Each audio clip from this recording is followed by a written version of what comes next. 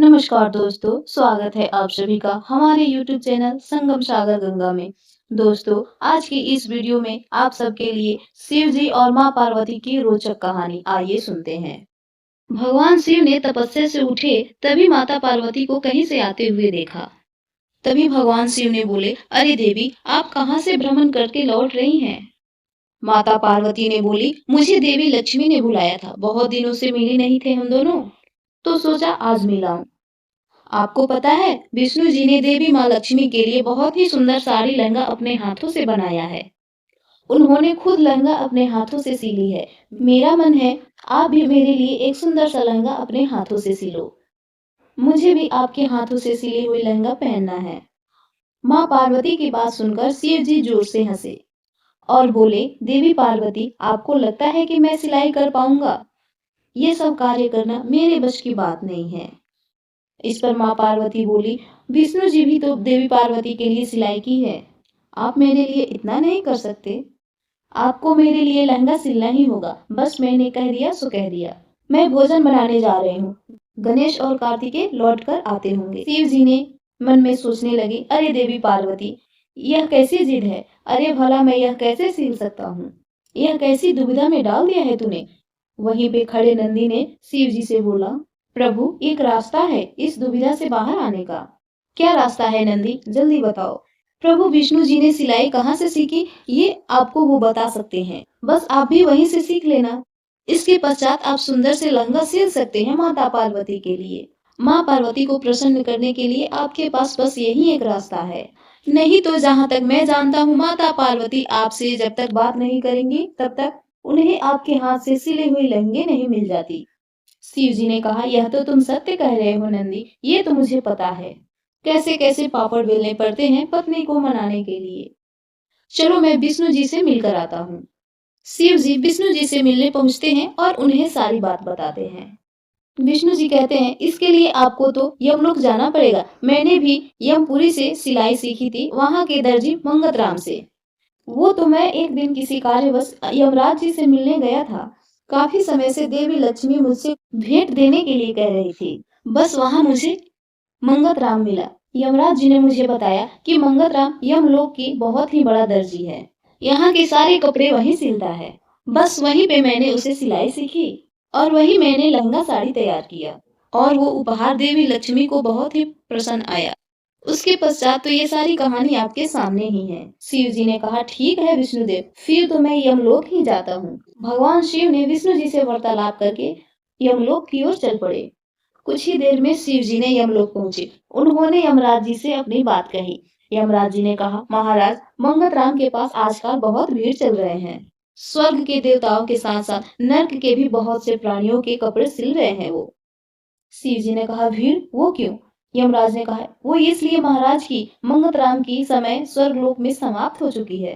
अब उसे धरती लोक पर नया जीवन प्राप्त होने वाला है।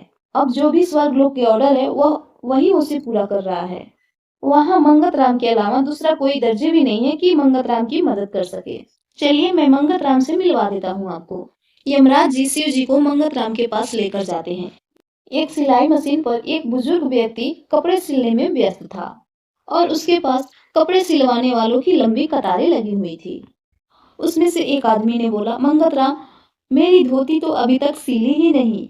कब तक सिल कर दोगे? कितने दिन हो गया तुझे कपड़ा दिए हुए? ऐसे करके सारे लोग उससे पूछ रहे थे कि मेरे कपड़े कब सिल कर दोगे, मेरे कपड़े कब सिल कर दोगे। मंगतराम बोला, अरे आप लोग चिंता मत करो, आपके सारे कपड़े एक एक करके सिल जाएंगे और मिल भी जाएंगे। अकेला हूँ, अकेला एक ही काम कर सकता हूँ एक बार में, आप चिंता मत करो। यहाँ स्वर्गलोक में राम प्रकाश भी तो सिलाई कर रहा था, वो नजर नहीं आ रहा। मंगतराम कहता है, उसका दूसरा जन्म हो चुका है। यमराज कहते हैं, अब तो कुछ ही दिन की बात है, मंगतराम धरती लोक पर नया जन्म प्राप्त करेगा। जैसे कुछ वर्ष बाद चांद देश के दर्जी यहाँ आने वाले हैं। पर महादेव, आपको तो ये कार्य जल्दी करना है। मंगत राम ने हड़बड़ाते हुए कहा, मुझसे मिलने शिव जी आए हैं?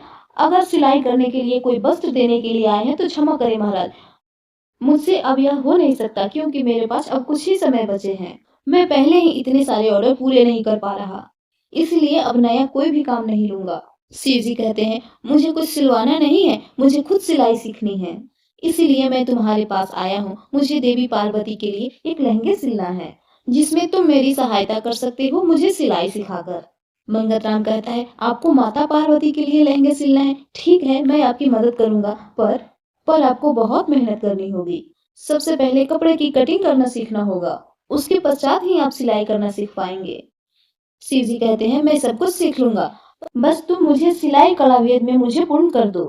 बस मुझे एक लहंगा सिलना है, जिस लहंगे से देवी पार्वती प्रसन्न हो जाए। मंगतराम कहता है, हाँ हाँ क्यों नहीं महाराज, मैं सिखा दूंगा। कब से शुरू करना है? शिव जी कहते हैं, नेक काम में देरी कैसी, अभी से शुरू कर दो। धर्मराज कहते हैं, अति उत्तम। मंगतराम, मेरे वस्त्रों की अभी कोई जरूरत नहीं है, मेरे वस्त्र तुम आराम से सिल लेना, अब मैं भी चलता हूँ यहाँ से। शिव जी कहते हैं, चिंता चिंता मत कीजिए यमदेव, अब मैं आ गया हूँ ना, मंगतराम का सारा काम जल्दी जल्दी पूरा हो जाएगा। महादेव ने फिलहाल तो सिलाई करना शुरू कर दी। मंगतराम कहते हैं, ये लीजिए प्रभु, ये लीजिए कपड़ा और ये रही कैंची। अब जैसे जैसे मैं आपको बताऊं वैसे वैसे आप कपड़े को कटिंग कीजिए। मंगतराम महादेव को कपड़े की कटिंग करना सिखाना शुरू करता है। वैसे तो भगवान अपने चमत्कार से पल भर में कुछ भी कर सकते हैं, पर उन्होंने उस समय किसी चमत्कार से नहीं, बल्कि स्वयं अपने हाथों से अपने द्वारा खुद से सिलाई करने की इच्छा रखी, और इस इच्छा को देखते हुए उन्होंने सिलाई करना शुरू कर दी। मंगतराम ने शिव जी का पूरा साथ दिया, और शिव जी भी मंगतराम की बहुत मदद करते थे। शिव जी जल्दी जल्दी सिलाई सीखने लगे, और वो भी मंगतराम के सारे ऑर्डर धीरे धीरे पूरे करने लगे। मंगतराम की धरती पर जन्म लेने के लिए एक दिन शेष रह गया था। तब तक भगवान शिव माता पार्वती के लिए बहुत सुंदर लहंगा सिलकर तैयार कर लिया। मंगतराम कहता है, प्रभु आपके साथ काम कर कर बहुत सुकून मिला। मुझे खुशी है कि माता पार्वती के लिए आपने लहंगा सिलकर उन्हें प्रसन्न किया। मुझे पूरा यकीन है माता पार्वती यह लहंगा देखकर बहुत ही खुश हो जाएंगी, क्योंकि यह लहंगा आपने खुद अपने स्वयं हाथों से सिला है। शिव जी कहते हैं, मंगतराम यह कार्य तुम्हारे प्रयास के द्वारा ही सफल हो पाया है। मैं तो सिलाई सीखने के बदले तुम्हें कुछ दे ही नहीं पाया, मांगो तुम्हें क्या चाहिए। मंगतराम कहता है, प्रभु आपके साथ कुछ दिन बिताने का समय मिल गया, आपका आशीर्वाद प्राप्त हो गया, मेरे लिए यही सबसे अनमोल उपहार है। बस अगले जन्म में भी आपका आशीर्वाद मुझे प्राप्त होता रहे, आपकी कृपा मेरी ऊपर बनी रहे, मुझे बस यही आशीर्वाद चाहिए। शिव जी कहते हैं, तथास्तु, मेरी कृपा से तुम्हारा ये आने वाला जन्म बेहद सुखद रहेगा, तुम्हारे जीवन में कोई भी किसी भी प्रकार की कोई त्रुटि नहीं आएगी, मेरा आशीर्वाद सदैव तुम पर बना रहेगा। जाओ मंगतराम, आप अपने नए जीवन की शुरुआत करो। मंगतराम को शिव जी के आशीर्वाद के साथ नया जीवन प्राप्त हो जाता है। उधर जब शिव जी वापस कैलाश लौटे और माता पार्वती को ये बात पता चली कि भगवान शिव इतने दिनों से यमलोक में रहकर सिलाई सीख रहे थे, और उन्होंने स्वयं अपने हाथों से उनके लिए लहंगा सिलकर तैयार किया है, तो माता पार्वती को खुशी का ठिकाना नहीं रहा।